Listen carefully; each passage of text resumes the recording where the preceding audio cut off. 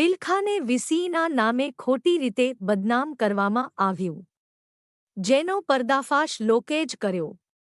બિલખા તાબાના ચોરવાડી ગામે ગ્રામ પંચાયતના વીસીએ રાજીનામું આપી દેતા ખેડૂત સહાયના ફોર્મ ભરવાની સમસ્યા ઊભી થતાં તાત્કાલિક ગામના ખેડૂતો નુકસાનીની સહાયથી વંચિત ન રહી જાય એટલા માટે ચોરવાડી ગ્રામ પંચાયત દ્વારા બિલખાના પટેલ ઝેરોક્ષને લેખિત આપીને ચોરવાડી ગામના ખેડૂતોના ફોર્મ ભરી આપવા વિનંતી કરી હતી, જેને લઈને ઘણી આનાકાની બાદ ખેડૂત પુત્ર હોય અને ખેડૂતો હેરાન ન થાય એટલા માટે પટેલ ઝેરોક્ષના માલિકે આ કામ સ્વીકાર્યું હતું।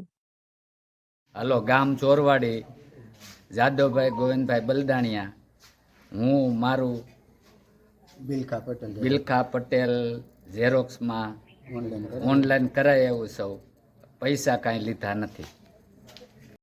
હું સરપંચ અશોક રાઠોડ। આજે ચોરવાડી ગામના તમામ ખેડૂત ખાતેદારો અહીંયા ઊભા છે, એમને તમે પૂછી જુઓ। બિલખા જે અમે આઈડી આપેલ છે ત્યાં કોઈ પણ જાતનો નાણાકીય વહીવટ થતો નથી અને એક પણ વ્યક્તિ પાસેથી પૈસા ઉઘરાવવામાં આવેલા નથી। ભાઈ, તમે તમારી કોઈ પાસેથી પૈસા લીધા?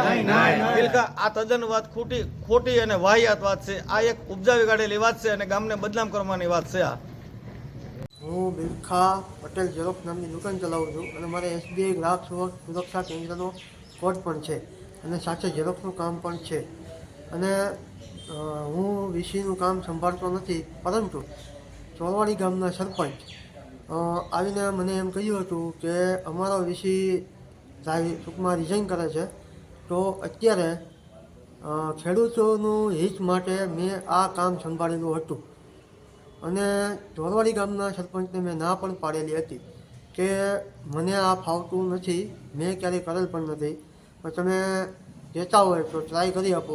મેં એને રજૂઆત પણ કરેલી હતી।